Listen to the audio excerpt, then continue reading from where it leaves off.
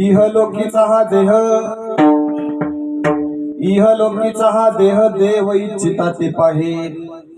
धन्य आम्ही जन्मा आलो, दास विठोबाचे झालो. आयुष्याच्या साधने सच्चिदानंद पदवी घेणे. धन्य आम्ही जन्मा आलो, दास विठोबाचे झालो. तुका म्हणे पावटणी करू स्वर्गाची निशाणी. धन्य आम्ही जन्मालो, दास विठोबाचे झालो. विठ्ठल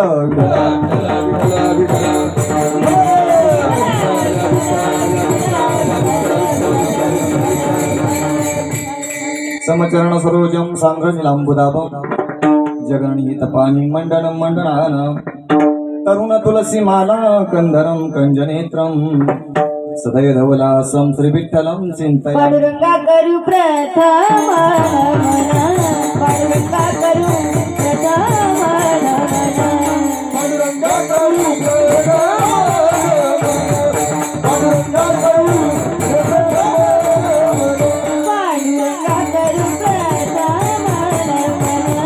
पांडुरंगा करू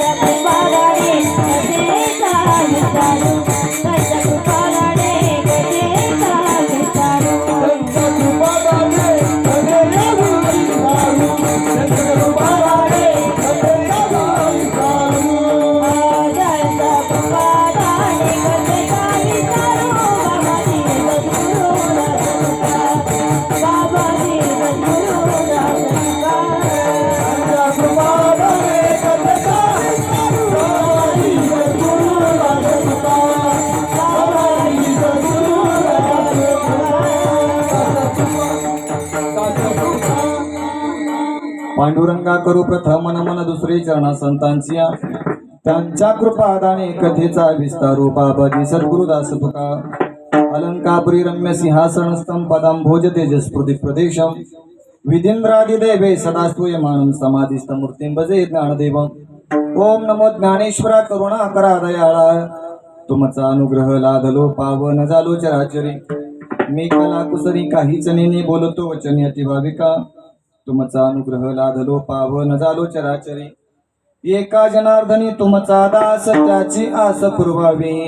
तुमचा अनुग्रह लादलो पावन झालो चराचरी नमो सद्गुरु तुकया ज्ञान दीपा नमो सद्गुरु सच्चिदानंद रूपा नमो सद्गुरु भक्त कल्याण मूर्ती नमो सद्गुरु भास्करा पूर्ण कीर्ती मोर्या मोर्या मी बाळताणी तुझीच सेवा करू काय जाणे अन्याय माझे कोट्यान कोटी मोरेश्वरा बा तू घाल पोटी लोकाभिराम मरण रंग धीरम राजीव नेत्रम रघुवंशनाथम कारुण्य रूपम करुणाकरंतम श्रीरामचंद्रम शरणम प्रपद्ये माझा प्राण प्रभु राम मुखी राम बोला रे श्रीराम माझा प्राण प्रभु राम मुखी राम बोला रे श्रीराम माझा प्राण प्रभु राम मुखी राम बोला रे श्रीराम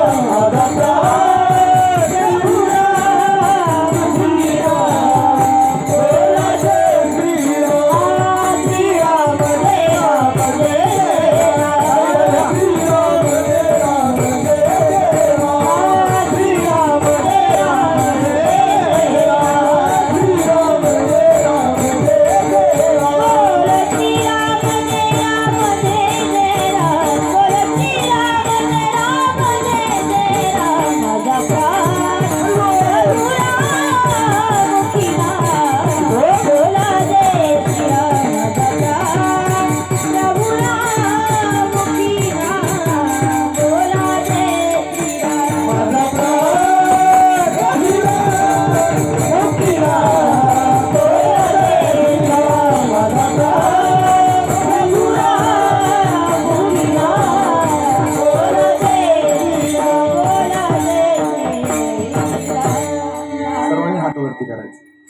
सियावर रामचंद्र भगवान की जय मनोजो मारुतुल्य वेगम जितेंद्रियम बुद्धिमतां वरिष्ठम वातात्मजं वानरयूथ मुख्यं श्रीरामदूतं शरणं प्रपद्ये हे दुःख भाजन मारुती नंदन हे दुःख भाजन मारुती नंदन सुनलो मेरी पुकार पवन सुत विनती बार बार पवन सुत विनती बार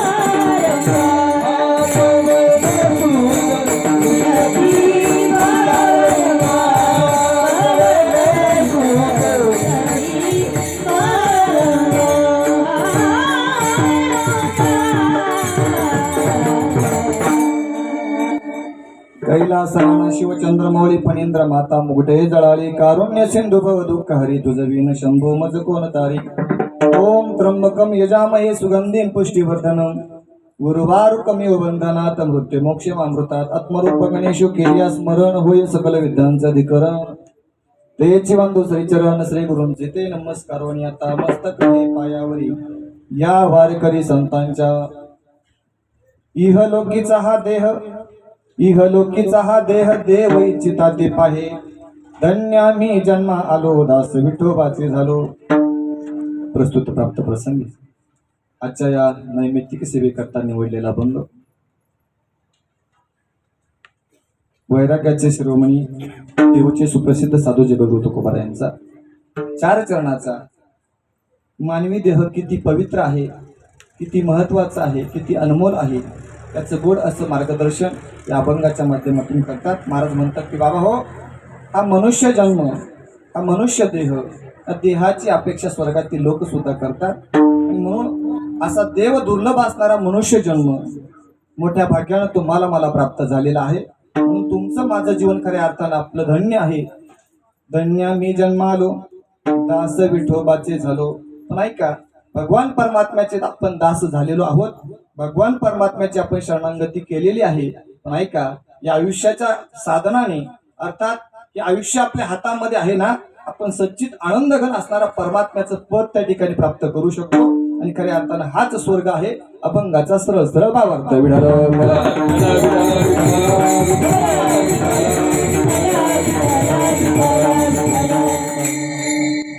अभंगाचा धावता भाव मी आपल्या पुढे मांडला.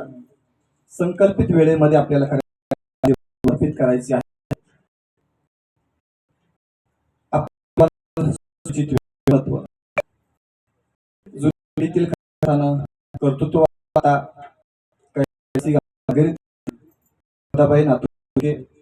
या मातोश्रीला इहलोकाचा प्रवास पूर्ण करून परमात्म्याच्या चरणावरती आपण समर्पित आजी आहे आणि प्रथम पुण्यस्मरण वर्ष आपण या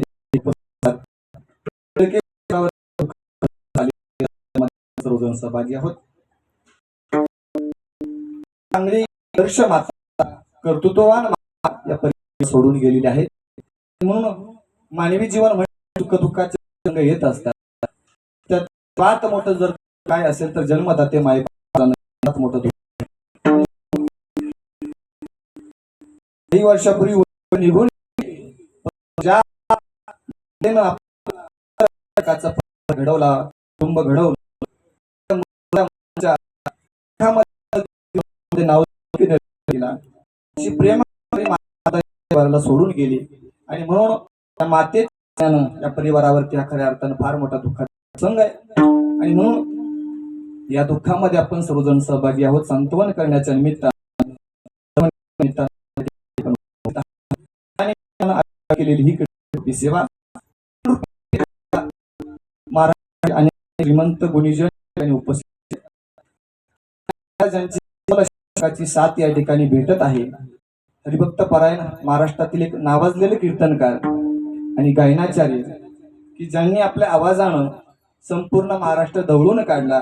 आपल्या अकोले संगमेर तालुक्याचं भूषण आणि खऱ्या अर्थानं आमचे मार्गदर्शक गुरुवर्य निवृत्ती महाराज देशमुख इंदोरीकर बाबांचे अतिशय निकटचे सहकारी मित्र गायनाचार्य नितीनजी महाराज देशमुख या ठिकाणी उपस्थित आहे. त्यांच्याही चरणावरती नतमस्तक होतो. त्याचप्रमाणे प्रारंभीची चाल ज्यांनी गायली हरिभक्त परायण आपल्या श्रीकृष्णचंद्र वारकरी शिक्षण संस्था धामणगाव पाट या संस्थेची गुणवंत विद्यार्थिनी अनेक टीव्ही चॅनेलवरती ज्यांची कीर्तन झाली. युट्यूबवरती आपण सर्च करून पाहू शकता. गोड गळ्याची गायिका आणि आपल्या गावचं वैभव संस्थेचं वैभव महाराष्ट्रातील एक नामवंत गायनाचार्य आणि कीर्तनकार युवा कीर्तनकार भाविकाताई पवार या ठिकाणी उपस्थित आहे. त्याचप्रमाणे कीर्तनाच्या साथी करता महाराष्ट्रातील सुप्रसिद्ध भारुडाचार्य आणि उत्तम अशा प्रकारचे युवा कीर्तनकार आपल्या संस्थेचे गुणवंत विद्यार्थी साहिल महाराज गुंजाळ या ठिकाणी उपस्थित आहे. त्यांना सुद्धा धन्यवाद. आदी करून गावातील सर्व ज्येष्ठ श्रेष्ठ मंडळी आणि संस्थेतील सर्व गुणवंत विद्यार्थी आमचे विनेकरी महाराज त्याचप्रमाणे आपल्या पालखी सोहळ्यामध्ये किंबहुना धार्मिक कार्यामध्ये सप्ताहामध्ये ज्यांची चोपदाराची सेवा असते. आपल्या गावचं भूषण हरिभक्त परायण पंडित महाराज शेळके या ठिकाणी चोपदाराची सेवा देतात. सुंदर अशी स्पीकर व्यवस्था आमच्या डेरे पाटलांची आहे. ऑपरेटिंगचं काम आमचे मंगेश दादा आणि सचिन दादा करतात. त्यांना सुद्धा धन्यवाद. या कार्यक्रमाच्या निमित्तानं राजकीय सामाजिक क्षेत्रातील परमार्थिक क्षेत्रातील अनेक मान्यवर या ठिकाणी माझ्या समोर बसलेले आहेत. सर्वांना मनोभावी वंदन करतो. आमच्या माता भगिनी त्यांना सुद्धा वंदन करतो. मृदंगाची साथ ज्यांची गोड आहे हरिभक्त परायण आपल्या संस्थेचे गुणवंत विद्यार्थी आणि अतिशय गोड ज्यांच्या हातामध्ये जादू आहे असे हरिभक्त परायण साहिल महाराज मंडलिक. आणि या ठिकाणी माझ्या डाव्या हाताला गोड अशी मृदंगाची सेवा माझ्या परमार्थिक मार्गातील सहकारी अतिशय जिवलग मित्र आणि आपल्या सरस्वती विद्यालय धामणगाव पाट या विद्यालयामध्ये शिकवण्याचं काम करतात. गुरु त्या ठिकाणी आमचे परमार्थिक मित्र हरिभक्त परायण सतीशजी महाराज वैद्य सर या ठिकाणी उपस्थित आहे. त्यांना सुद्धा धन्यवाद देतो. या कार्यक्रमाकरता उपस्थित सर्व मान्यवर सर्वांना धन्यवाद. कीर्तनाला सुरुवात. विठाल विठाल विठाल.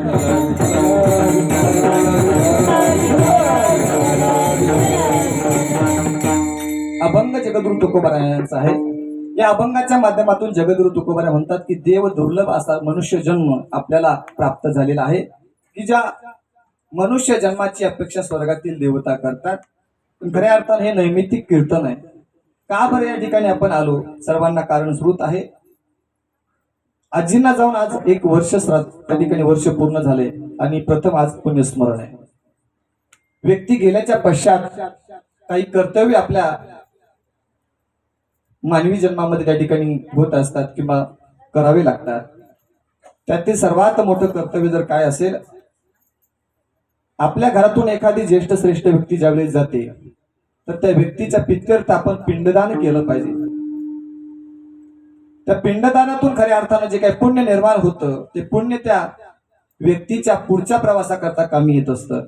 आणि म्हणून दशक्रिया विधी 13वा आणि हे पुण्यस्मरण आज या ठिकाणी या परिवारानं या मातेच्या उपकारातून उतराई होण्याकरता हा गोड अशा प्रकारचा सोहळा या ठिकाणी आयोजित केलेला आहे. आज या परिवारानं या मातेच्या प्रित्यर्थ पिंडदान केलेलं आहे, श्राद्ध कर्म केलेलं आहे. कशाला म्हणायचं श्राद्ध ऐकून घ्या. आपल्या अंतःकरणातील असणारी पवित्र असणारी श्रद्धा, त्या श्रद्धेनं केलं जाणारं कर्म म्हणजे श्राद्ध आहे. महाराज ते श्राद्ध जर का केलं पाहिजे ऐका. श्राद्ध करण्यामागचं कारण काय. कुटुंबातील एखादी व्यक्ती ज्यावेळेस परलोकामध्ये जात असते ना, त्या व्यक्तीच्या परिवारावरती कुटुंबावरती उपकार असतात. पहिला मुद्दा असा आहे, त्या उपकारातून उतराई होण्याकरता श्राद्ध केलं पाहिजे. ऐका, अजून का केलं पाहिजे. त्या व्यक्तीच्या पिंडातून खऱ्या अर्थानं या परिवाराची वृद्धी होत असते, झालेली असते, किंवा जन्माला घातलेलं असतं. आणि म्हणून व्यक्तीच्या पश्चात पिंडदान केलं पाहिजे. महाराज हे पिंडदान जर नाही केलं तर काय होईल. तर महाराज म्हणतात, या पितरांच्या ऋणातून जर आपण मुक्त झालो नाही तर आपल्या घरामध्ये पितृदोष निर्माण होतो. आणि हा पितृदोष निर्माण होऊ नये म्हणून माणसानं हे श्राद्ध कर्म केलं पाहिजे.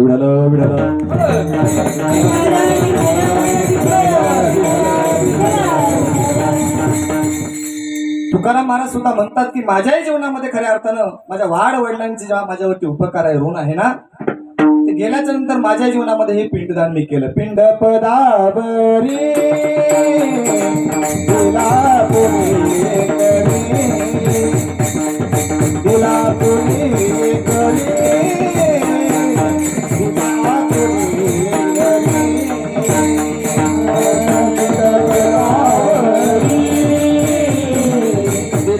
पुरी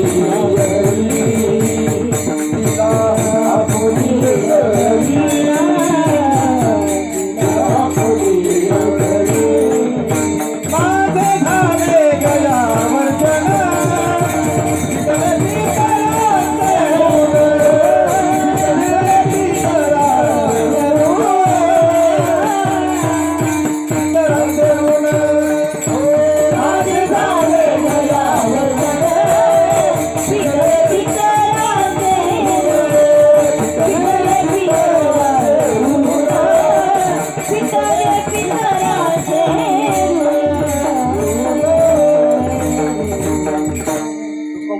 माझ्या सुद्धा जीवनावरती ऋण होतं. कुणाचं. पितरांचं. माझे झाले गयावर्जन, फिटले पितरांचे ऋण.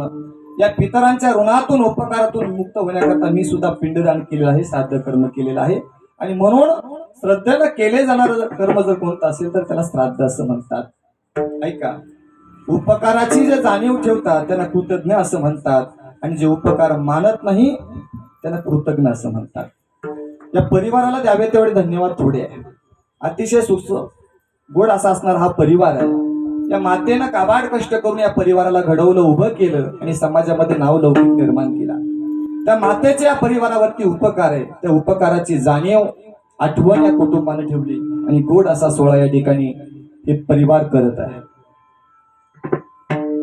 कशाला म्हणायचं कृतज्ञ आणि कशाला म्हणायचं कृतज्ञ. 1 मिनिटाची गोष्ट सांगतो म्हणजे आपल्या लक्षामध्ये.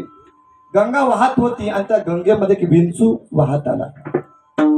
त्याच गंगेच्या प्रवाहामध्ये साधू महाराज त्या ठिकाणी शंका करत होते, स्नान करत होते.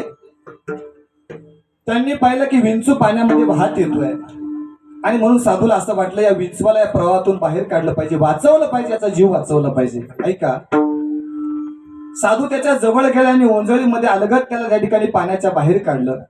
ओंजळीतलं पाणी गळून गेलं आणि ओंजळीतलं पाणी खाली हातातून गळून गेल्याच्या नंतर विंचू तळ हातावरती आता तो ओंजळीमध्ये आला.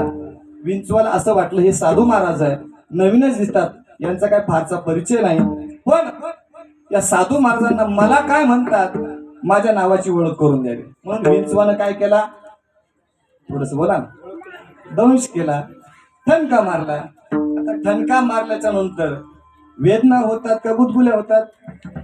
वेदना होतात. वेदना झाल्याबरोबर साधूनं पुन्हा त्याला त्या ठिकाणी पाण्यामध्ये टाकलं. पुन्हा त्या ठिकाणी विंचू वाहू लागला. पुढे जात असताना साधूचं अंतःकरण त्या ठिकाणी पुन्हा द्रवलं, द्रवीभूत झालं. याला वाचवलं पाहिजे. जरी यांनी त्या ठिकाणी माझ्यावरती अपकार केला, त्रास दिला, मला वेदना दिल्या ना, दुःख दिलं ना, तरी पण याला वाचवलं पाहिजे. याला साधूचं अंतःकरण म्हणतात. ऐका, साधू महाराज धावपळ करत त्या ठिकाणी पुढे गेले. पुन्हा त्या ठिकाणी विंचवाला अलगत वंजळीमध्ये काढलं आणि पुन्हा विंचवानं दंश केला. नाही का? हे बराच वेळ त्या ठिकाणी चाललंय. विंचू सुद्धा दंश करायचा थांबत नाही आणि साधू महाराज सुद्धा त्याला वाचवल्याशिवाय राहत नाही. साधू महाराजांनी त्या विंचवाला प्रवाहाच्या बाहेर काढलं, असं जमिनीवरती टाकलं, त्याला वाचवलं. हा बराच वेळ त्या ठिकाणी चाललेला प्रकार. एक सज्जन महात्मा रस्त्यानं बघत होता आणि साधूला प्रश्न केला, ओ महाराज, ओ साधू बाबा, बराच वेळ झाला मी बघतोय नदीमधला विंचू, पाण्यामध्ये वाहणारा विंचू, त्या विंचवाला तुम्ही वाचवण्याचा प्रयत्न करतात, पण ऐका ना, तुम्ही त्याच्यावरती उपकार करता तरी सुद्धा तो तुम्हाला त्रास देतोय, ठणका मारतोय, दंश करतोय, वेदना देतोय, दुःख देतोय, तरी सुद्धा तुम्ही त्याला वाचवण्याचा का प्रयत्न करता? साधूनं गोड उत्तर दिलं, ऐका, हा व्यवहारातला विंचू आहे.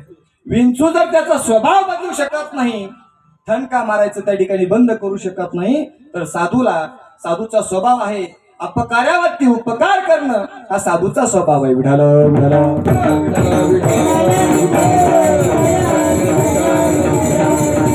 म्हणून ज्याने आपल्या पंखामध्ये बळ दिलं ना, त्या व्यक्तीचा आपल्यावरती उपकार आहे, त्या उपकाराची जाणीव ठेवणं, त्याला म्हणतात कृतज्ञ. म्हणजे उपकार मानत नाही त्याला कृतज्ञ असं म्हणतात. नाही का? माणसं मोठी झाली की म्हणतात, नाही, आमच्या आईबापानं आमच्याकरता काही केलं नाही. खरं तर मायबाप आपल्याकरता काय करतात? सर्वात मोठं जर दान कोणतं असेल तर ते जीवदान. हे जग आपल्याला दाखवलं, जन्म दिला आईने मला, उपकार हा मोठा झाला. आणि म्हणून त्या उपकाराची जाणीव प्रत्येक व्यक्तीने ठेवली पाहिजे. ऐका, या अभंगातून जगद्गुरु तुकोबाराया देहाचं महात्म्य सांगतात. खरं तर आपण अनेक वेळा सुख दुःखाच्या प्रसंगी जात असतो. दशक्रिया असेल, श्राद्ध असेल, किंबहुना सप्तामधले कीर्तन असेल, आपण अनेक वेळा या गोष्टी ऐकत आलो. देवानं आम्हाला सुंदर असा देह कशा करता दिलाय? देवे दिला देह, भजना गोमटा, तो या झाला फाटा बाधिकेचा. नाही का? हे प्रमाण आपण ऐकून सुद्धा या देहाचं महत्व, या देहाचं मूल्य आपण जाणून घेत नाही. का बरं? यातली सर्वात महत्वाची जर गोष्ट काय असेल, देवानं हा मनुष्य देत असताना, आम्हाला मनुष्य जन्म देत असताना फुकट दिला, आणि फुकट दिलेल्या गोष्टीचं महत्व आम्हाला कळत नाही.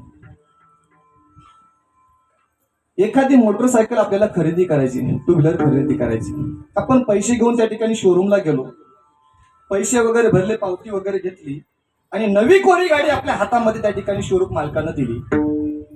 दिल्याच्या नंतर त्या मालकाने सांगू लागले, शेठने सांगितलं, म्हणे, बघा महाशय, नवी कोरी गाडी मी तुमच्या हातामध्ये देतोय, त्या बदल्यात तुम्ही लाख रुपये मोजले. किती मोजले? आता 50,000 रुपयात गाडीच येत नाही महाराज. नाही का? लाख रुपयाच्या पुढे मोटरसायकलींच्या किमती झाल्या.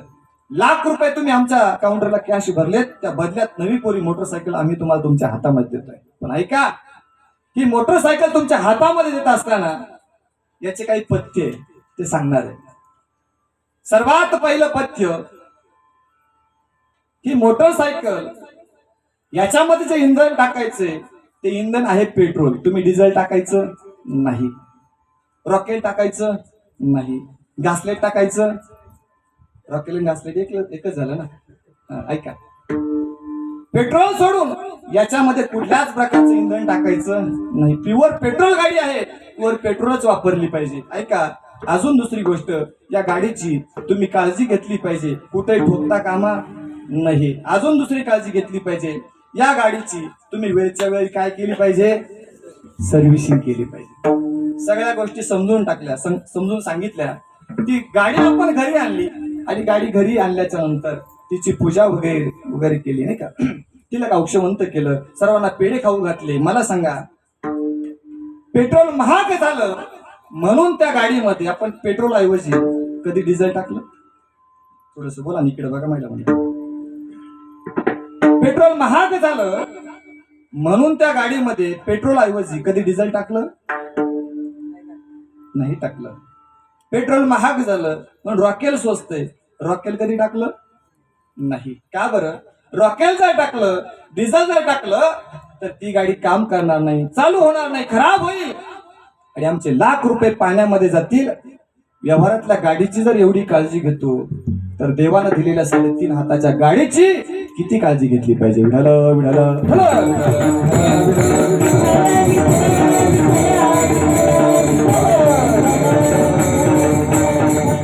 कबीर महाराज म्हणतात औट हात का मानव देह अल्लाने तुझ दिया.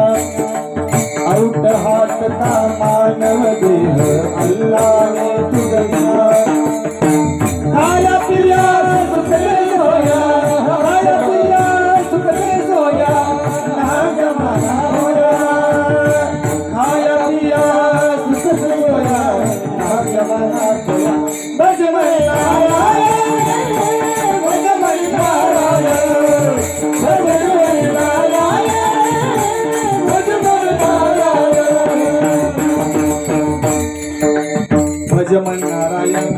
3.5 हाताची गाडी हा देह भगवान परमात्म्याने आपल्याला दिलाय. औट हात का 3.5 हाताचा मानव देह मनुष्य जन्म देवानं आपल्याला दिलाय. ऐका पण कशा करता दिला तुकोबराने विचारा. तुकोबरा म्हणतो दिला देहा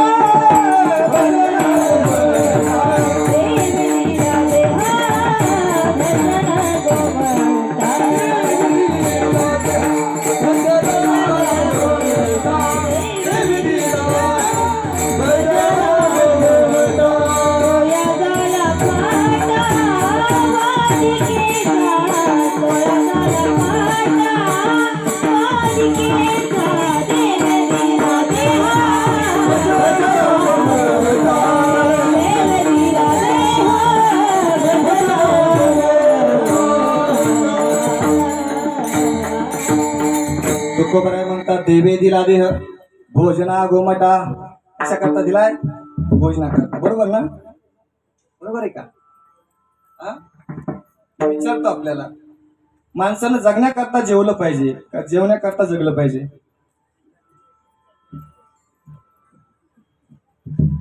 सांग ना मला बाबा, कशाला आम्हाला ताप देतो? जगण्याकरता जेवलं पाहिजे का जेवण्याकरता संपूर्ण आयुष्य घालवलं पाहिजे? जगण्याकरता जेवलं पाहिजे. पण ऐका बऱ्याच वेळा माणसं संपूर्ण आयुष्य खाया पिया सुख से सोया नाहक जमाना खोया. तुकडोजी महाराज म्हणतात बाबा जर जेवायचंच होतं नुसतं खायचंच होतं मौज मजा जर करायची होता तर या ठिकाणी येऊन काय केलं तू? क्या किया क्या किया क्या किया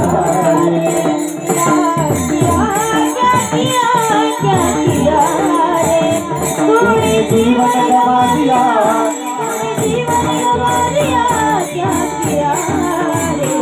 तुझे पाना था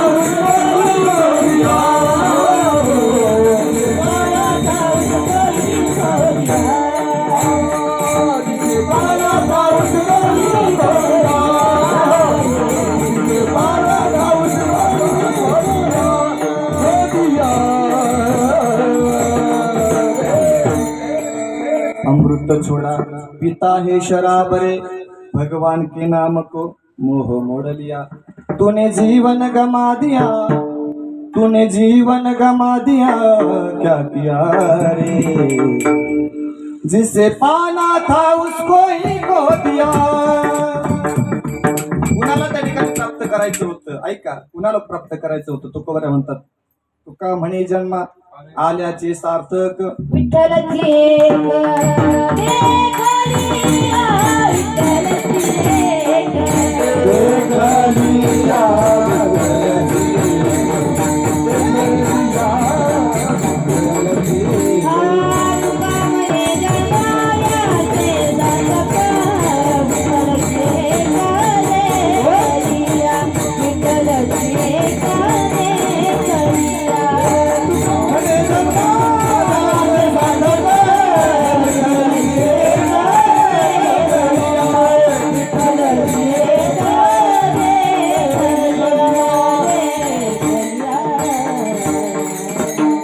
तुका म्हणे जन्मा आल्याचे सार्थक विठ्ठलची एक देखल्या. त्या देवाचं भजन करून त्या देवाची प्राप्ती होणं हे आपलं साध्य आहे नाही का? याच्या करता आले भजनाकरता दिला देह दिले इंद्रिय हात पाय मुख बोलाया वचन केले तुझे रसी नारायण. नाहीचे पण भवले दिले इंद्रिय हात पाय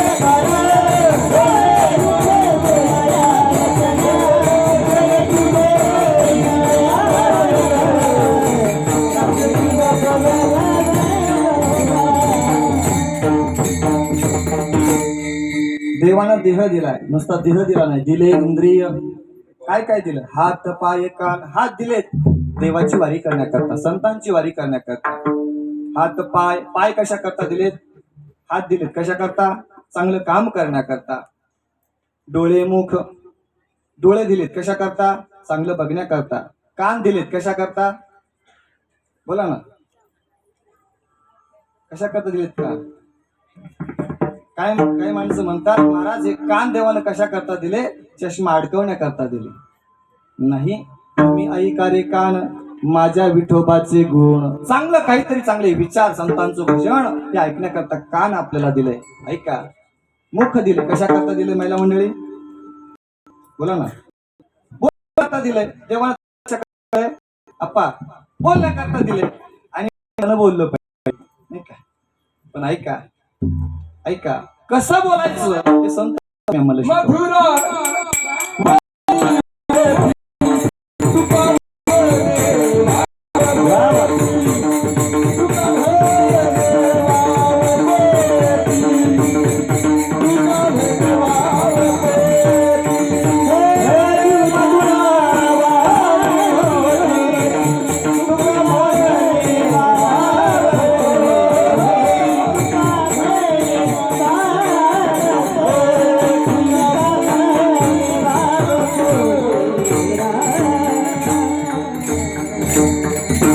महाराजांनी गोड प्रमाण दिले. मधुरा वाणी ओटी, ओठामध्ये गोड अशा प्रकारची वाणी असली पाहिजे, असं बोललं पाहिजे. माऊली नाही विचारू कसं बोललं पाहिजे.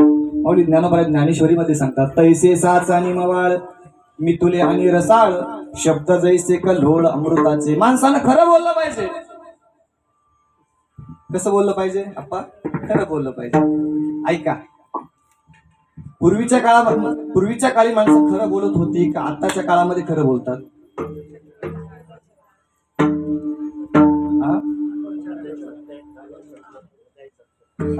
मागच्या काळामध्ये माणसं खरं बोलत होती. एखाद्याला जर शब्द दिला, शब्द त्या ठिकाणी जर पाळणं होत नसेल तर महाराज म्हणतात नाही का, रघुकुल रीत सदा चली आहे, जान जाय पर बचन न जाय. एखाद्या वेळेस जीव द्यायला तयार होती पण दिलेला शब्द मागे घेत नव्हती. का, सत्य होतं, तप होतं, वाणीचं तप होतं. आता माणसं पावलोपावली खोटं बोलतात आणि खोटं बोलण्याचं साधन तुमच्या माझ्या प्रत्येकाच्या खिशात आहे. प्रत्येकाच्या खिशामध्ये पावली माणसं खोटं बोलतात. एखादी जर दशक्रिय असली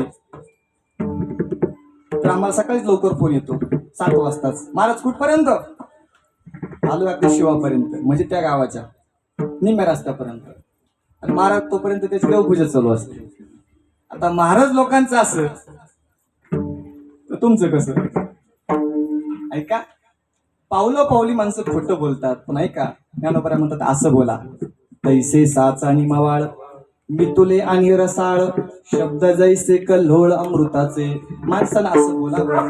कदाचित माणसाच्या बोलण्याला धार जरी नसली तरी चालेल, पण प्रत्येक शब्दाला मात्र आधार असला पाहिजे.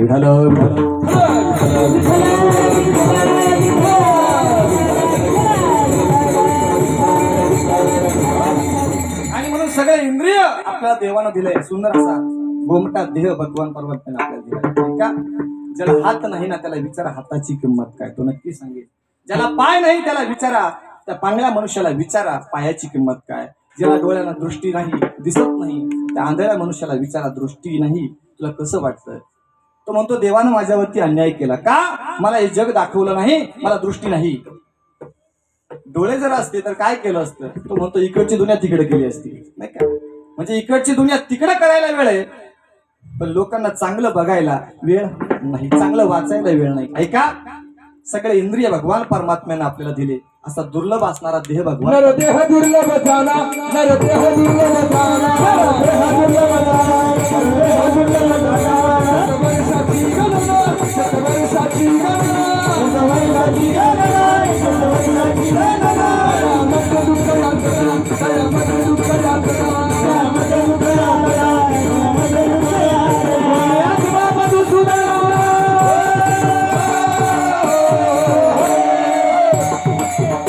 तुम्ही वासुदेव वासुदेव म्हणा, तुम्ही वासुदेव वासुदेव म्हणा, वासुदेव वासुदेव म्हणा, तुम्ही वासुदेव वासुदेव म्हणा.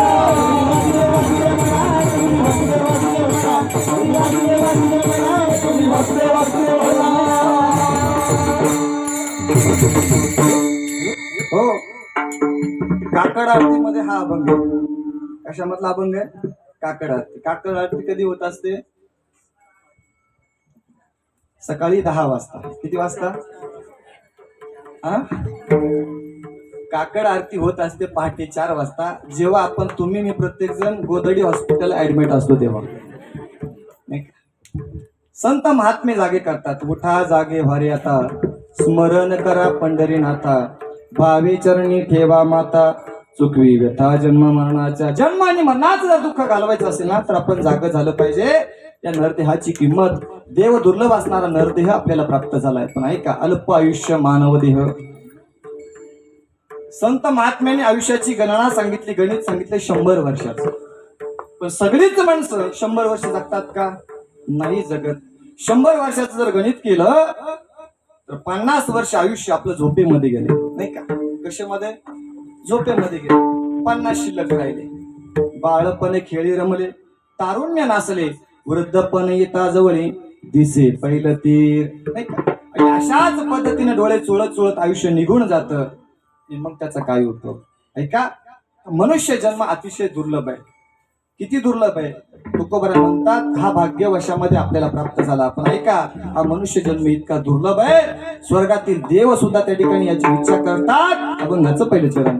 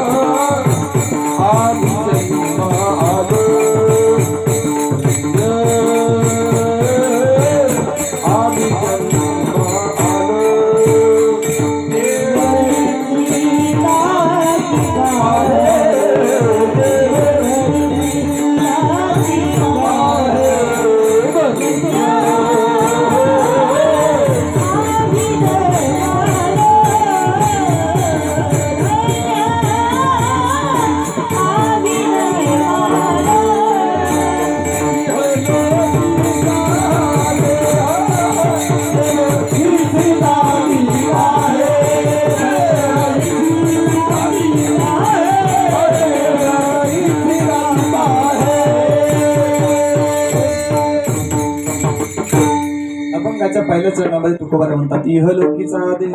या मृत्यू लोकातला असणारा हा मनुष्य जन्म, या मनुष्य जन्माची अपेक्षा स्वर्गातील देव करतात. इहलोकीचा हा देह, देव इच्छिता ती पाहे.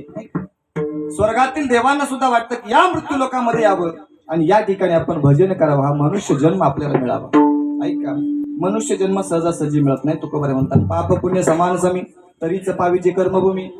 पाप जर आपल्याकडून घडलं तर नरकाची प्राप्ती आहे, पुण्य जर आपण केलं तर स्वर्गाची प्राप्ती, वैकुंठाची प्राप्ती. पण मनुष्य जन्म भेटत नाही. मग ऐका, पाप आणि पुण्याची बेरीज ज्यावेळेस बरोबर येते त्याच वेळेस आपल्याला मनुष्य जन्म प्राप्त होतो. तुकोबारा म्हणतात, खऱ्या अर्थानं हा मनुष्य जन्म दुर्लभ आहे. किती दुर्लभ आहे? एक हिंदी कवी असं म्हणतो, दुर्लभ आहे आणि अनमोल किमतीचा आहे. मनुष्य जन्म अनमोल रे, माटी मीना मोल रे. मनुष्य जन्म अनमोल रे, माटी मीना मोल रे. अब तो मिलाए फिर ना मिलेगा, फिर ना मिलेगा कभी नहीं रे. कभी नहीं कभी नहीं कभी नहीं रे, कभी नहीं कभी नहीं कभी नहीं. तू बुलबुला है पानी का, मत कर रे शोर जवानी का.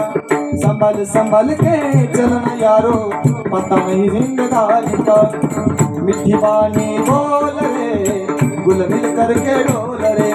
अब तुम मिलाए फिर न मिलेगा, फिर न मिलेगा कभी नहीं, कभी नहीं, कभी नहीं, कभी नहीं रे, कभी नहीं, कभी नहीं, कभी नहीं।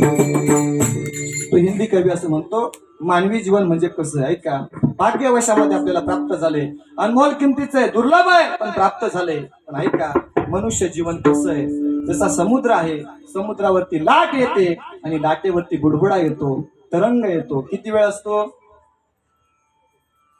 किती वेळ असतो, काही क्षणभर असतो, क्षणभर सुद्धा नाही। डोळ्याची पापणी लवते ना लवते तोच पाण्यामध्ये विरून जातो। त्या पद्धतीने हे मानवी जीवन आहे, नाही का। तू बुलबुल आहे पाणी का, मत कर रे शोर जवानी का। हे तारुण्य माणसानं जपून वापरलं पाहिजे। काय, इकडे बघा, काय वापरलं पाहिजे जपून, तारुण्य। भगवान परमात्म्यानं देह दिलाय, दुसरी अवस्था आहे तारुण्य। पहिली अवस्था आहे बालपण, दुसरी अवस्था आहे तारुण्य आणि तिसरी अवस्था आहे म्हातारपण। तारुण्य हे माणसाच्या जीवनातला कलाटणी देत असतं। तारुण्यामध्ये आपण पाय जपून टाकला पाहिजे।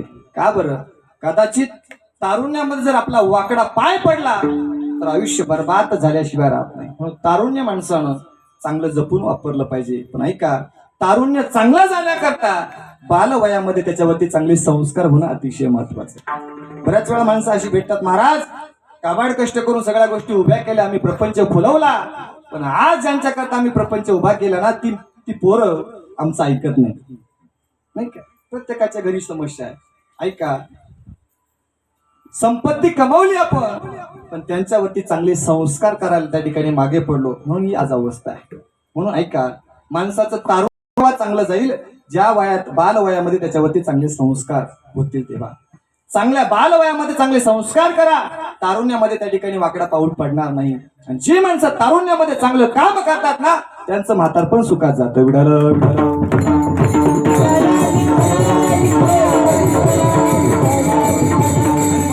मी नेहमी सांगत असतो, रोज सांगत असतो, तारुण्य हे माणसानं जपून वापरलं पाहिजे। आणि ऐका, परमार्थ सुद्धा तारुण्यामध्येच केला पाहिजे। परमार्थ कधी केला पाहिजे, तुला तुम्ही गप्पच झाले, तारुण्यामध्ये केला पाहिजे, तरुणपणामध्ये केला पाहिजे। का बरं तरुणपणामध्ये केला पाहिजे? महाराज म्हणतात, बाबा हे तारुण्य सदा सर्व काळ आपल्या हातामध्ये नाही का।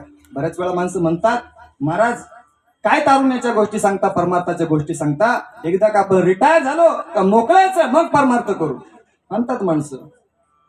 आपल्या पुढे उदाहरण मांडतो, जेवणाचं ताट आपल्या समोर वाढलंय, ताटातला घास आपण हातामध्ये घेतलाय, हातातला घास आपल्या ओठापर्यंत आलाय, ओठापर्यंत आलेला घास तोंडात जाईलच याची शाश्वती आहे का? आहे का? नाही। ओठापर्यंत आलेला घास तोंडामध्ये जाईलच याची शाश्वती नसताना सुद्धा माणसं म्हणतात, बघू 50-60 वर्ष झाले रिटायर झालो की मग आम्ही परमार्थ करू। कोणत्या भ्रमामध्ये जगतात ही माणसं? तारुण्यामध्ये चांगला परमार्थ केला पाहिजे। का बरं? तारुण्यामध्ये केलेला परमार्थ हा देवाला आवडतो, म्हणून तारुण्यामध्ये केला पाहिजे। छोटीशी गोष्ट मी नेहमी सांगत असतो, ऐका। आपण रोज देवपूजा करतो की नाही पुरुष मंडळी? हा मला खोटं चालतंय। रोज देवपूजा करतो, देवाला स्नान घातलं, गंध लावला, दिवा वगैरे प्रज्वलित केला, देवाच्या पुढे अगरबत्ती लावली, देवाला जी फुलं वाहतो, ताजी वाहतो का सुकलेली वाहतो? बोला ना। देवपूजा तुमच्याकडेच मला वाटतं। आमची पुरुष मंडळी सगळे गप्पच झाली। देवपूजा कोण करतं? आपणच ना। कधी सणवाराला देवाला पाणी असतं नाही का? अवघड आहे, जागृत नाही आपण आपल्या धर्माबद्दल। ऐका, देवाला जी फुलं वाहतो, ताजी वाहतो का सुकलेली वाहतो? बोला ना आप्पा। हा, ताजी वाहतो, टवटवीत वाहतो, ताजी फुलं टवटवीत, अतिशय टवटवीत फुलं आपण देवाला वाहतो। टवटवीत फुलं त्या ठिकाणी आपल्याकडे नाहीये, कालची सुकलेली फुलं आहे, शिळी फुलं आहे, आपण देवाला वाहतो का? नाही वाहत का? टवटवीत फुलं जर आम्ही देवाला समर्पित केली, देवपूजा केली ना, तर त्या देवपूजेतून देवाला सुद्धा आनंद होईल आणि आमचा अंतकरणाला सुद्धा आनंद होईल। म्हणून आम्ही टवटवीत फुलं वाहतो।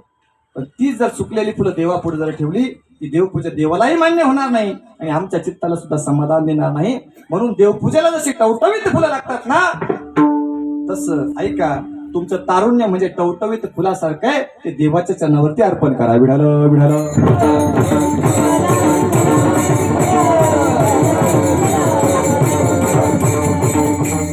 तारुण्यामध्ये परमार्थ केला पाहिजे. मग शंका असेल महाराज संसार केव्हा करायचा, संसार केव्हा करायचा, बरोबर आहे ना. मग संसार म्हातारपणामध्ये करायचा का?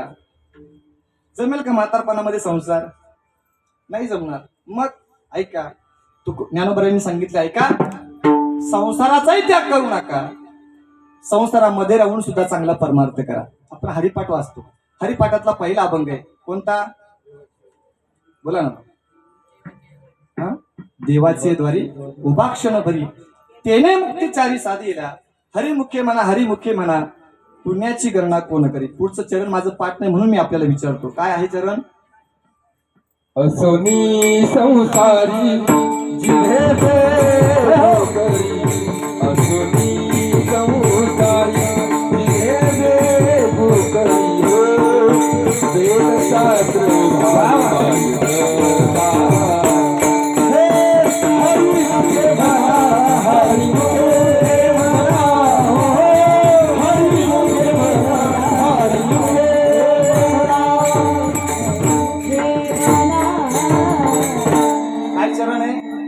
असोनी संसारी. ज्ञानोबरा म्हटलं का संसार सोडा? नाही, संसारामध्येच राहा पण संसारात राहून सुद्धा चांगला परमार्थ करता येतो. कशाप्रमाणे ऐका एखाद्या सरोवरामध्ये कमळ उगवतं. काय उगवतं? कमळ. त्या कमळाला जर पाहिलं त्या कमळाच्या पानावरती जर आपण थेंब टाकला राहतो का? नाही, राहत पाण्यामध्येच पण पाण्याचा स्पर्श सुद्धा होऊ देत नाही. तैसे असावे संसारी. ऐका संसार करण्याकरता कशाची गरज आहे? शरीराची गरज आहे. पण परमार्थ करण्याकरता शुद्ध अंतकरणाची गरज आहे, शुद्ध भावाची गरज आहे. थोर प्रेमाचा भुकेला आजी दुष्काळ तयाला म्हणून असोनी संसारी जिवे वेगो करी. महाराज संसार करून सुद्धा त्या ठिकाणी चांगला परमार्थ करता येतो हे आम्हाला पटलंय. पण खऱ्या अर्थानं नुसता जर संसारच केला तर काय होईल? घातलिया भय नरका जाणे. ऐका नरकाला जावं लागेल. मी एक वाक्य नेहमी सांगत असतो, पापानं संसार आवडतो आणि पूर्व पुण्याईनं परमार्थ आवडतो. पण आज माणसांना आवडत नाही परमार्थ. कडू विषय तो गोडू जीवासी झाला. परमार्थ गोड आहे पण आवडत नाही लोकांना, नाही का. इतर मनोरंजनाची साधनं भरपूर आहे, माणसांना ते फार आवडतात आणि आपलं आयुष्य असंच निघून जातं. म्हणून ऐका पापानं संसार आवडतो आणि पूर्व पुण्याईनं काय आवडतो? परमार्थ आवडतो.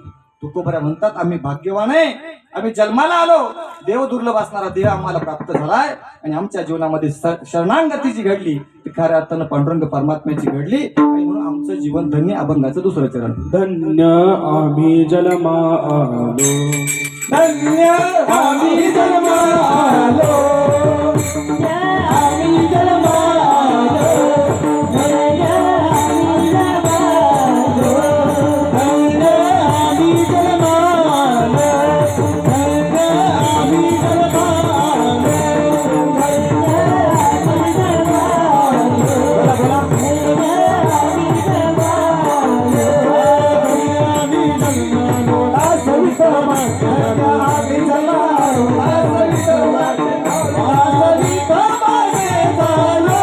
आम्ही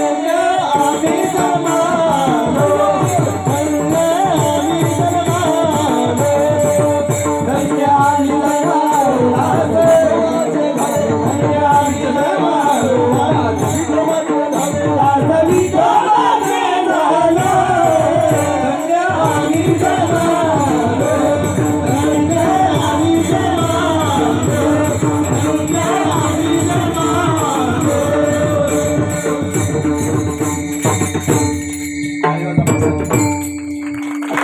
धन्य आम्ही जन्मालो दास विठोबाचे झालो. तुकोबरा म्हणतात आमचं जीवन धन्य. खऱ्या अर्थानं आम्ही भगवान परमात्म्याचं दास झालो. एखाद्याचं नोकर होणं चांगली गोष्ट आहे का? नाही. पण नोकर व्हायचं असेल ना चाकर व्हायचं असेल ना, दास व्हायचं असेल ना, तर संतांचं झालं पाहिजे. तुम्ही मी प्रत्येक जण संसाराचे दास आहे नाही का. सकाळी उठल्यापासून तर रात्री झोपेपर्यंत हे आणा ते आणा नाही का.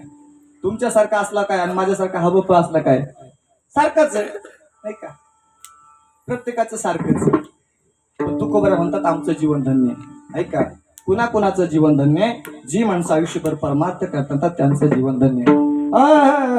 धन्य जगी तोची एक हरी रंगीनाचे, धन्य जगी तोची एक हरी रंगीनाचे,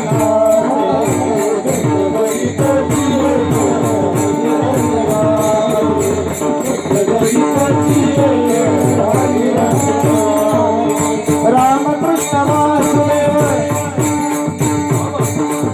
रामकृष्ण वासुदेवाय सदा स्मरेवाचे, जगी तोची एक हरी रंगीनाचे, जगी तोची एक हरी रंगीनाचे.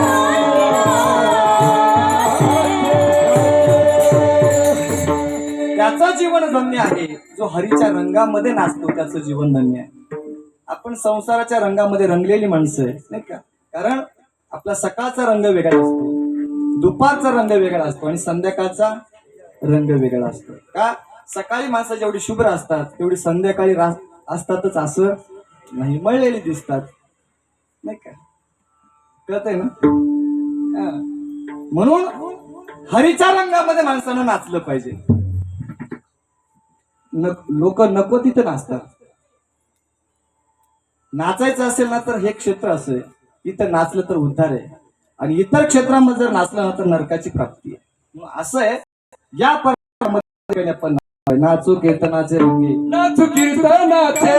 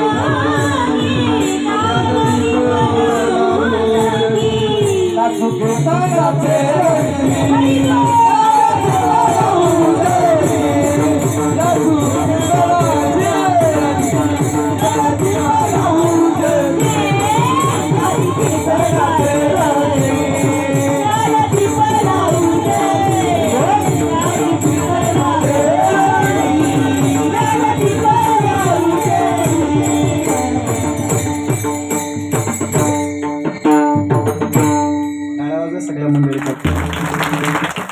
असं वाटून राहिले की सप्ताहातलं कीर्तन आहे नाही का.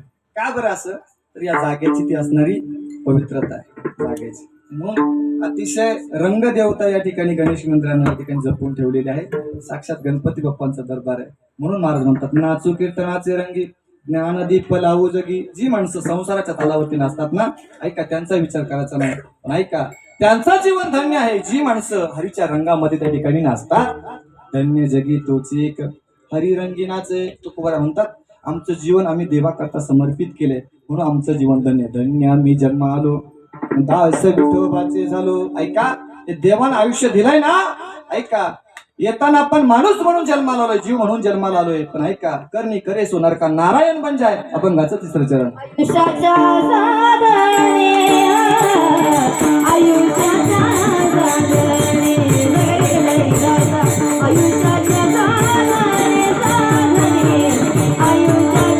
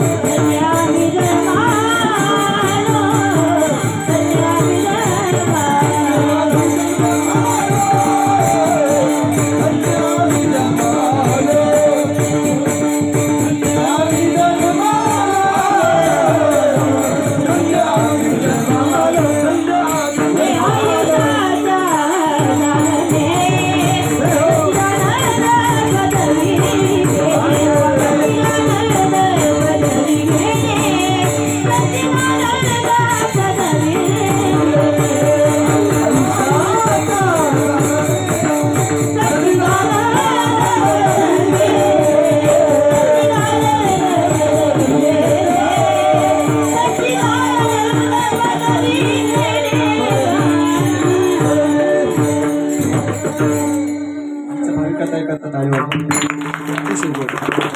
माझी रेणुका माऊली कल्पवृक्षाची सावधी आयुष्याच्या साधने सचितानंद पदवी घेणे. येताना मात्र सामान्य म्हणून आपण जन्माला आलो, पण जात असताना मात्र असामान्यपणानं आपण या ठिकाणी जगताचा निरोप घ्यावा. तुकोबा सामान्य म्हणूनच जन्माला आले होते, पण जात असताना मात्र सामान्य म्हणून गेले नाही. ऐका, त्या देहामध्ये एवढी ताकद आहे. एखादी गोष्ट जर प्राप्त करायची असेल ना तर कष्ट घेण्याची तयारी असली पाहिजे. एखाद्याला जर नंबर मिळवायचा असेल ना तर त्याच्याकरता त्याने काय केलं पाहिजे. शाळेमध्ये एखाद्याला जर 1 नंबरने पास व्हायचं असेल तर काय केलं पाहिजे. व्हॉट्सअप खेळलं पाहिजे, बरोबर ना. काय केलं पाहिजे, अभ्यास केला पाहिजे. नंबर मिळवणं, पहिल्या क्रमांकानं पास होणं अवघड आहे, कठीण आहे, पण अशक्य नाही. ऐका, त्याच्याकरता तुकोबांनी एक सूत्र सांगितले, असाध्य ते साध्य करिता सायास कारण अभ्यास तुका म्हणे. हा देह सामान्य रूपाने त्या ठिकाणी आपण जन्माला आलो ना, पण जात असताना मात्र सामान्यपणाने या जगताचा निरोप घ्यायचा नाही. काहीतरी कीर्ती मागं ठेवायची आणि मगच कीर्ती जगामध्ये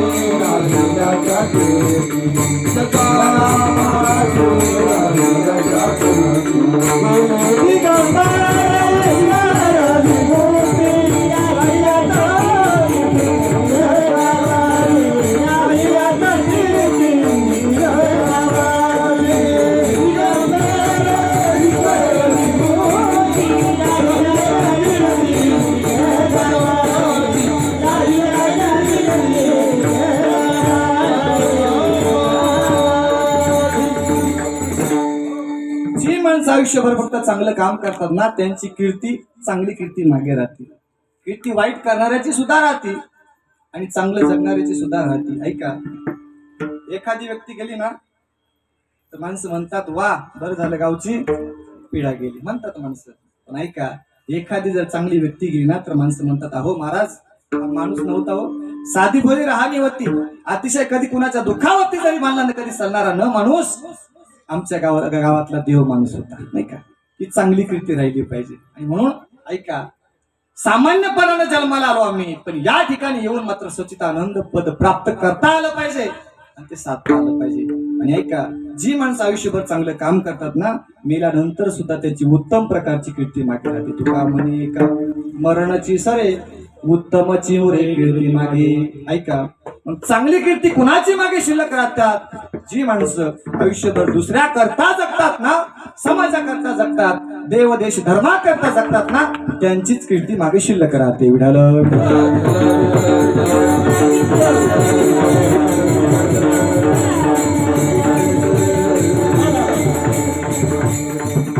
चांगली कीर्ती मागे राहण्याकरता, ऐका, चांगली कीर्ती मागे राहण्याकरता आयुष्यभर आपण चांगलं काम केलं पाहिजे. एक सूत्र आपल्याला सांगतो, रात्री चांगली झोप यावी असं जर वाटत असेल ना, दिवसभर चांगली कर्म करा.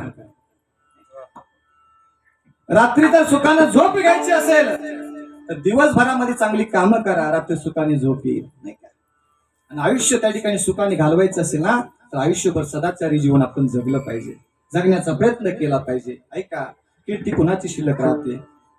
जे माणसं देव देश धर्मा करता रात्रंदिवस त्या ठिकाणी लढतात, प्रयत्न करतात, आपलं आयुष्य खर्ची घालतात ना, त्यांची कीर्ती त्या ठिकाणी मागे शिल्लक राहते. 750 वर्ष झाली माऊली ज्ञानोबरांनी स्वतःला समाधिस्थ करून घेतले. पण आजही जर आमच्या पुढे पाहिलं तर पारायण करताना आमच्या पुढे जो ग्रंथ आहे ना, तो ज्ञानेश्वरी नावाचा ग्रंथ आहे. मी विचारतो आपल्याला, सकाळ नावाचा आपण पेपर घेतला, 4 रुपयाचा पेपर. सकाळ नावाचा पेपर त्या ठिकाणी आपण वाचला, वाचून झाला, 10 मिनिटांमध्ये वाचून झाला. सकाळ नावाचा पेपर आपण कोपऱ्यामध्ये टाकून देतो की नाही. तो सकाळ नावाचा पेपर आपण दुपारी वाचतो का, बोला ना, नाही वाचत.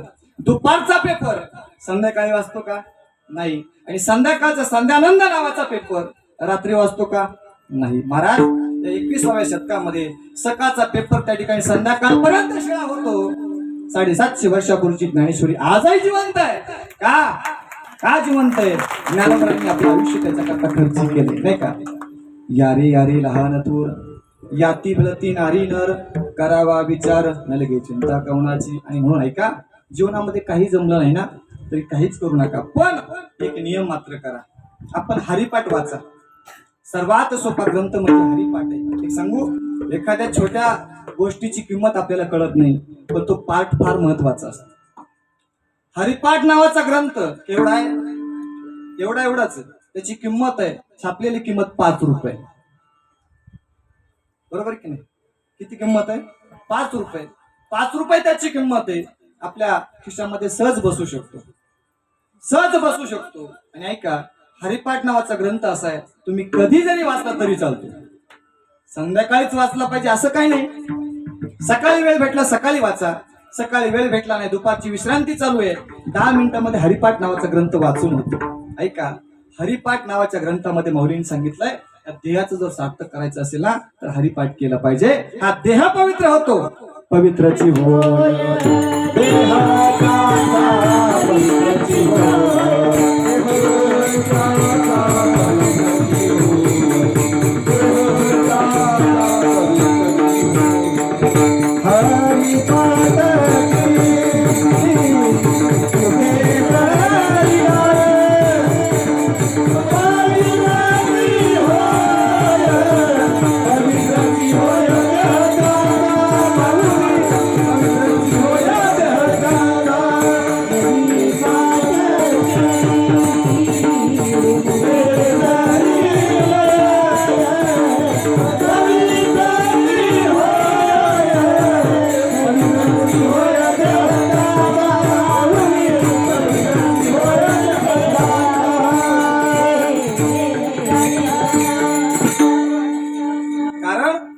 हरिपाठ नावाचा ग्रंथ जो लिहिलाय ना, विश्वाच्या माऊली ज्ञानोबरांनी लिहिलाय.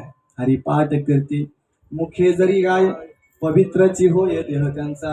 ग्रंथ छोटा आहे पण अर्थ फार महान आहे. ऐका, आयुष्यामधल्या, प्रपंचामधल्या, संसारामधल्या सगळ्या प्रश्नांची उत्तरं म्हणजे गीता, भगवत, ज्ञानेश्वरी आणि हरिपाठ आहे. विढालं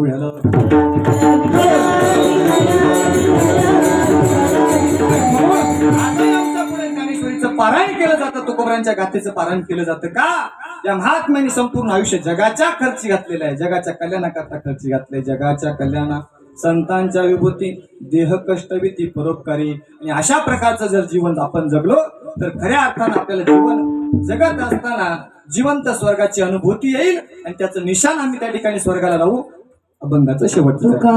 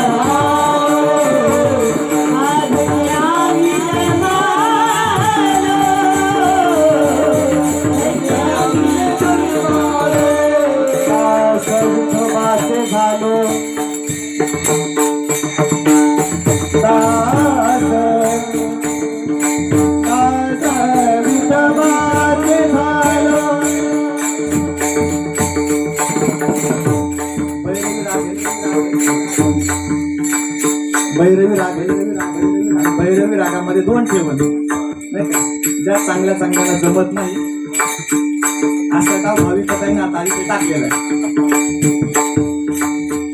दास विठोबाचे झालो झालो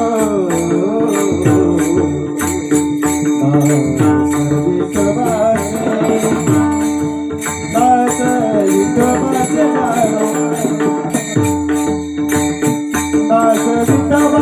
झालो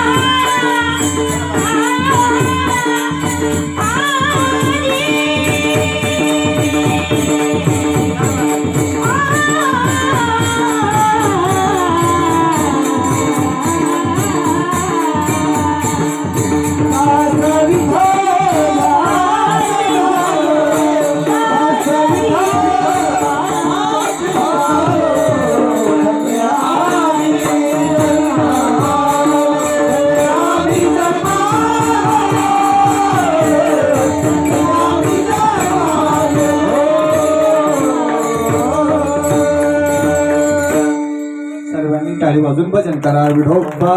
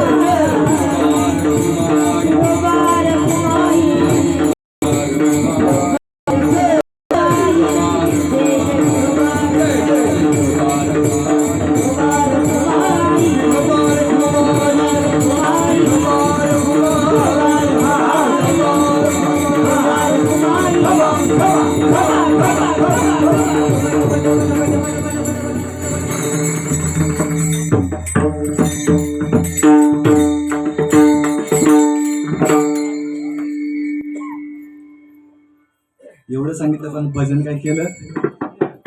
किती सांगितलं भजन काय करणार?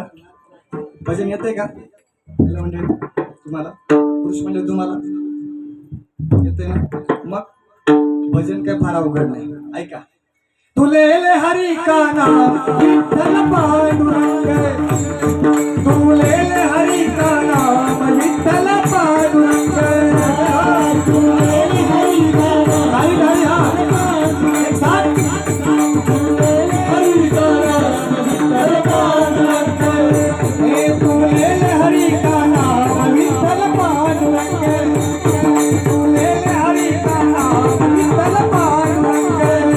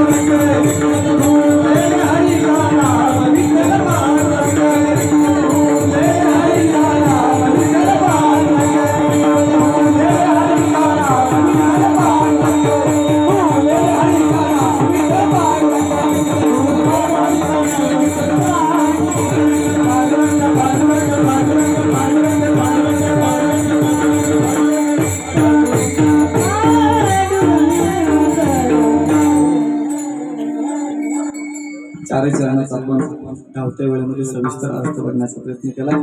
इहलोकीचा हा देह देव इच्छिता ते पाहे, धन्य आम्ही जन्म आलो दास विठोबाचे झालो. आयुष्याच्या साधने सचितानंद पदवी घेणे, धन्य आम्ही जन्म आलो दास विठोबाचे झालो. तुका म्हणे पावटणे करू स्वर्गाची निशाणी, धन्य आम्ही जन्म आलो दास विठोबाचे झालो. चारही चरणाचा भाव पण बघण्याचा प्रयत्न केलाय. ऐका. ज्या निमित्तानं आज या ठिकाणी आपण एकत्र आलेलो आहोत ते आहे एक मातेचं श्राद्ध. मातेच्या पश्चात केलेलं कर्म म्हणजे हे वर्ष श्राद्ध आहे. तर आपण या परिवाराच्या दुःखामध्ये सहभागी आहोत. खऱ्या अर्थानं ज्या आईनं या पिलांच्या पंखामध्ये बळ दिलं आणि आपल्या परिवाराला घडवलं, या मातेचे या परिवारावरती उपकार आहे आणि म्हणून गोड असा सोहळा या ठिकाणी पार पडत आहे. आई आपल्या लेकराकरता काय करते ऐका. संत महात्म्यांना आईचं वर्णन केलेलं आहे.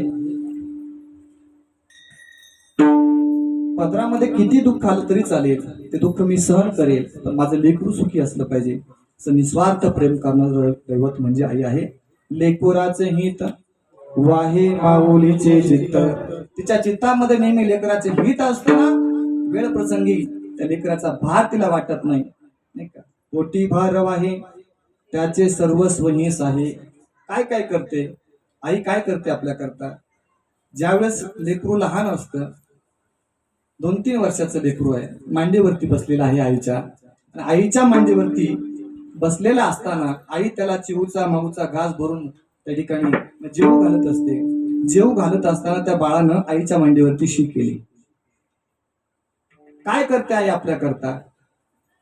त्या बाळानं शी केली, ती स्वतःही जेवत होती आणि बाळाला सुद्धा जेव घालत होती. पण ऐका, बाळाची शी त्या ठिकाणी तिला शी वाटली नाही.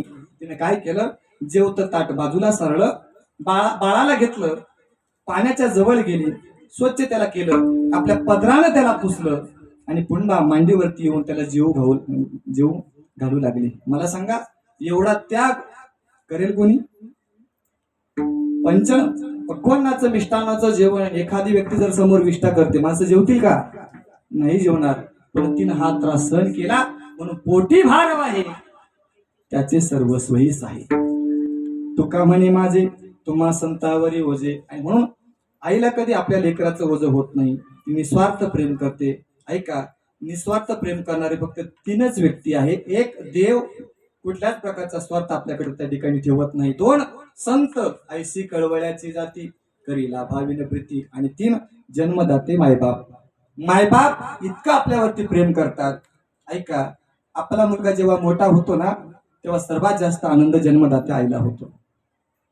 एखादा विद्यार्थी मोठा झाला, एखादा शिष्य मोठा झाला ना, विद्यार्थी ज्यावेळेस मोठा होतो, कर्तृत्ववान होतो, त्याचं नाव लौकिक होतो ना, त्यात सर्वात जास्त आनंद त्याच्या शिक्षकाला होतो की माझा विद्यार्थी, माझ्या शाळेचा विद्यार्थी आज मोठा झालाय ना, बस त्या शिक्षकाला वाटतं माझ्या जीवनाचं सार झालं, चीज झालं. एखादा शिष्य ज्यावेळेस मोठा होतो, समाजामध्ये नाव लौकिक निर्माण करतो ना, त्या शिक्षकाला, त्या गुरुला असं वाटतं बस आपलं जीवन धन्य झालं, माझ्यामुळे 4 लेकरं घडली. नाही का? ज्यावेळेस मुलगा मोठा होतो ना, तेव्हा सर्वात जास्त आनंद जन्मदात्या आई आणि वडिलांना होतो. गावाला सुद्धा आनंद होतो, नाही होत का? होतो. पण केव्हा? ज्यावेळेस मुलगा गावामध्ये काहीतरी नाव लौकिक त्या ठिकाणी निर्माण करतो, त्यावेळेस गावाला आनंद होतो. पण ऐका, एखादा व्यक्ती गावापेक्षा मोठा होण्याचा प्रयत्न करतो ना, गावाला सण होत नाही होत. नाही का? किती मोठा मुलगा झाला, आपला मुलगा किती मोठा झाला, सर्वात जास्त आनंद त्याच्या जन्मदात्या आईला आणि वडिलांना होत असतो. बाप करी जोडी, लेकुराचे ओढी, आपली कुरवंडी बाळवणी. संपूर्ण आयुष्य आपल्या परिवाराकरता खर्च करतो, त्याचं नाव बाप. आणि संपूर्ण आयुष्य परिवाराची काळजी त्या ठिकाणी करतो, प्रेम देते ना, ती म्हणजे आई. ऐका, आई किती प्रेम करते. आई जिवंतपणे प्रेम करते, याच्यामध्ये नवल नाही. आई मेल्यानंतर सुद्धा प्रेम करते. तुम्ही म्हणाल महाराज, आता आमच्या मातोश्री तर आता स्वर्गामध्ये गेल्यात, आमची घरातली जागा आता आमच्या मातेची रिकामी झाली, तरी सुद्धा आमची आई आमच्यावरती प्रेम करेल. हो करेल. कसं काय? एक छोटीशी गोष्ट सांगतो, थांबतो. ऐका, एक मुलगा शेळ्या चारण्याकरता त्या ठिकाणी जंगलामध्ये गेला. ज्या जंगलामध्ये गेला, त्या जंगलामध्ये एक मृदंग वादक, पखवाज वादक महाराज मृदंगाची प्रॅक्टिस, रियाज करत होते. अतिशय गोड आमच्या मृदंग आमच्या सतीजी वैद्य सरांनी वाजवला. एक अतिशय गोड, पोटामध्ये जादू आहे. अतिशय गोड अशा प्रकारचा मृदंगाचा रियाज चालू होता. त्या शेळ्यांच्या कळपामधलं एक बकरू त्या महाराजांच्या समोर आलं आणि बराच वेळ त्या ठिकाणी ते मृदुंग ऐकत होतं. महाराजांनी त्यांचा रियाज वगैरे आटोपला आणि ते बकरू पुन्हा त्या ठिकाणी निघून गेलं. दुसऱ्या दिवशी सुद्धा तोच प्रकार घडला. महाराज पखवाज घेऊन जंगलामध्ये गेले, रियाजाला सुरुवात केली. शेळ्यांचा तो कळप आला, पण त्या कळपातलं एक बकरू मात्र पुन्हा येऊन त्या ठिकाणी महाराजांचा मृदुंग ऐकू लागलं. बराच वेळ त्या ठिकाणी महाराजांनी मृदुंग वाजवला, त्या बकराकडे लक्ष केलं आणि मग त्या महाराजांनी त्या बकराला विचारलं, हे बकरा, मी काल बसून बघतोय, मी मृदंगाचा रियाज करतोय आणि या ठिकाणी येऊन तू त्या ठिकाणी मृदंग ऐकतोय, रियाज ऐकतोय, या मृदंगामधलं तुला काय कळतं? आता बकरू येते, बोलेल का? नाही. पण ऐका, काय आश्चर्य, आईच्या प्रेमामध्ये काय ताकद आहे. त्या बकराला सुद्धा वाचा फुटली आणि ते बकरू बोलू लागलं, महाराज, तुम्ही जो मृदंग वाजवता ना, याच्यामध्ये तुम्ही मुखडा वाजवला, सरपाटी वाजवली, उतरणी वाजवली, लकी वाजवली, कोणता ताल वाजवला हे मला कळत नाही. महाराजांनी विचारलं, बकरा, हे जर तुला कळत नाही तरी सुद्धा तू मृदुंग काय ऐकतो रे?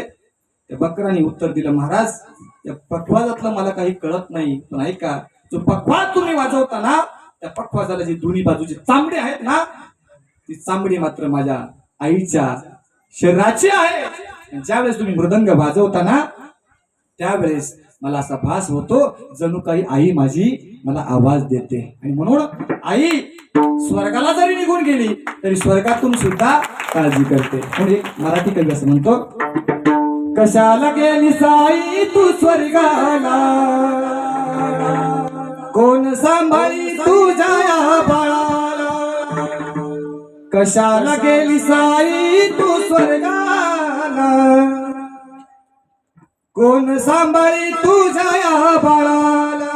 म्हणून स्वर्गातून सुद्धा आई आपल्या लेकराला आशीर्वाद देत असते. आईचं प्रेम कधीच न आटणार आहे. आणि म्हणून एक महाराष्ट्रभर प्रसिद्ध झालेली कविता आईबद्दल आमच्या भाविक कथाही गातील. आई माझी मायेचा सागर,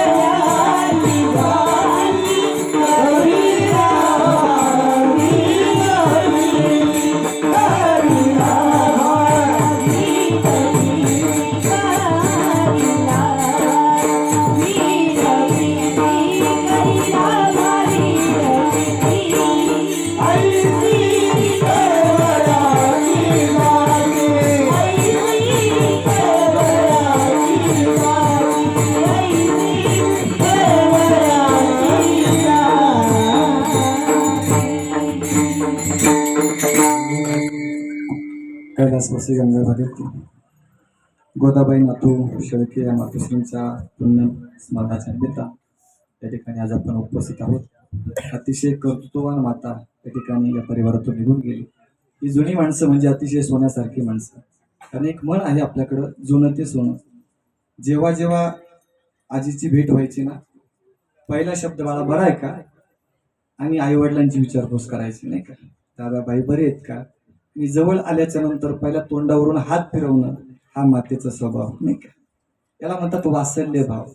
आणि म्हणून या मातोश्री आपल्यातून निघून गेल्या. त्यांच्या पश्चात त्यांचे तीनही असणारे चिरंजीव, अतिशय गोड अशा प्रकारचे व्यक्तिमत्व आणि गावातील एक चांगले प्रतिष्ठित अशा प्रकारचं व्यक्तिमत्व श्री धोंडीबा नातू शेळके, श्री विठ्ठल नातू शेळके आणि श्री चंद्रभान नातू शेळके.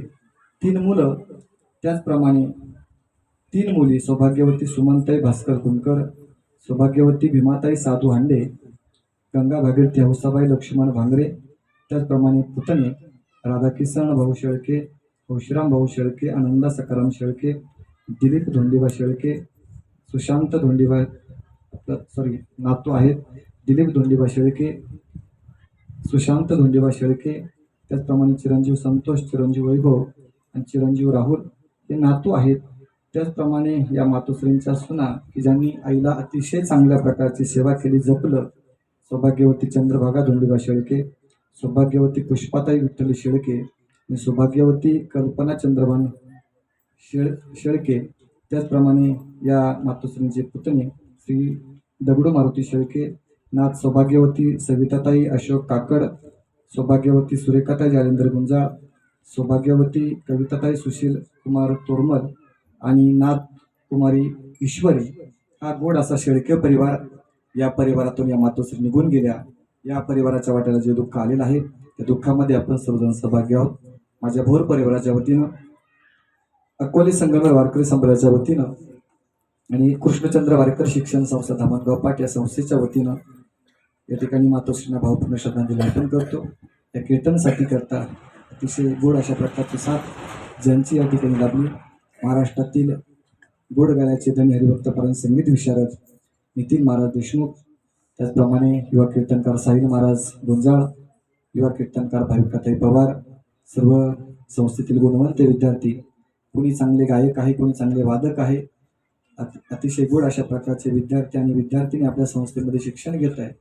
त्याचप्रमाणे गोड अशी मृदंगाची साथ आपल्या संस्थेचे गुणवंत विद्यार्थी साई महाराज मंडलिक. त्याचप्रमाणे माझ्यावरती नितांत प्रेम करणारे माझे जिवलग साथी, जिवलग मित्र हरिभक्तपरायण सतीशजी महाराज वैद्य सर या ठिकाणी उपस्थित आहेत.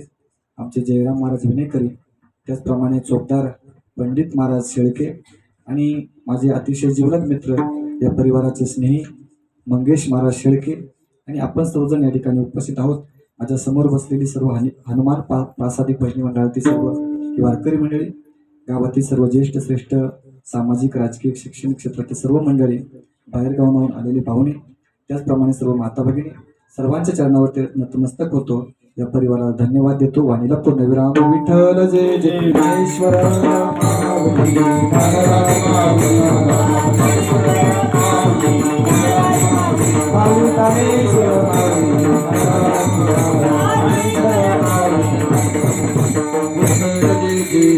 जय